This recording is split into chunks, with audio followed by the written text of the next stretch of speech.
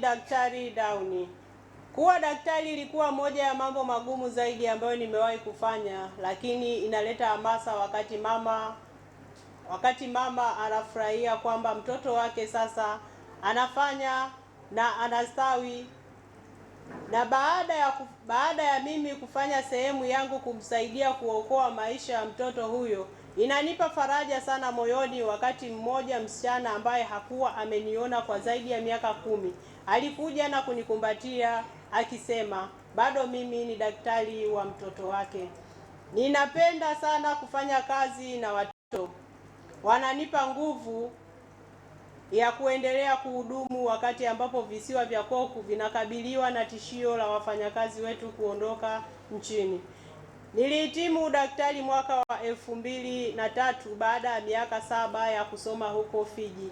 Wakati huo kulikuwa na lengo la kujenga watoto katika visiwa vya Cook. Nilikuwa daktari wa kwanza wa kike wa visiwa vya Cook katika idara ya watoto ya visiwa vya Cook. Baada ya mtangulizi wangu Dr. Henry Daiwo. Pia ningependa kumtaja Dr. Munro ambaye hapo awali alitunza wodi yetu ya watoto.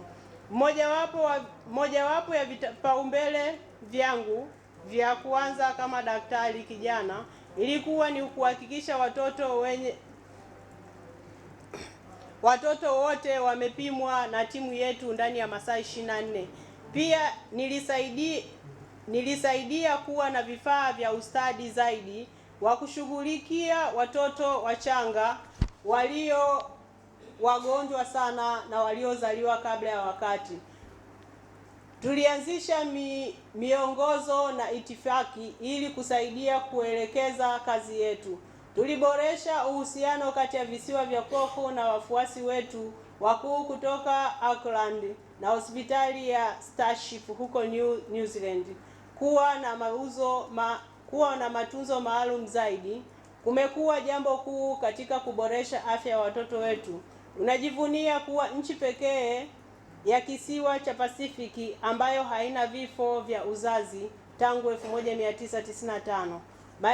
Maeneo mengine ya mfumo wetu wa huduma ya afya katika visiwa vya Cook pia yameboreshwa kwa miongo kadhaa.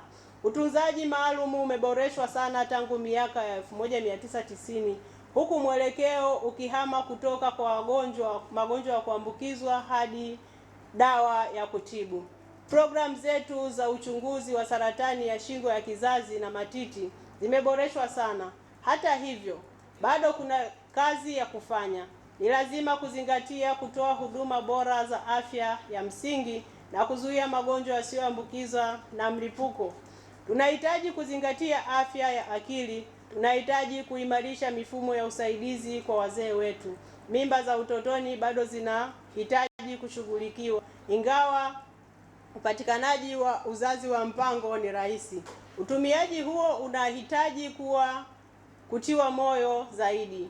Jumuiya yetu lazima zichukue hatua na kuwajibika kwa afya zao wenyewe.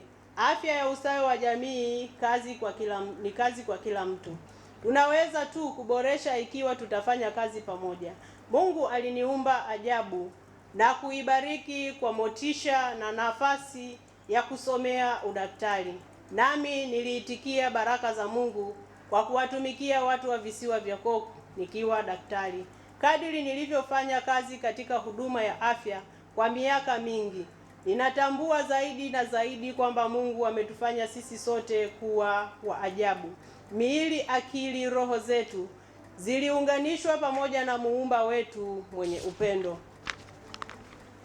Nimeumbwa kwa jinsi ya ajabu.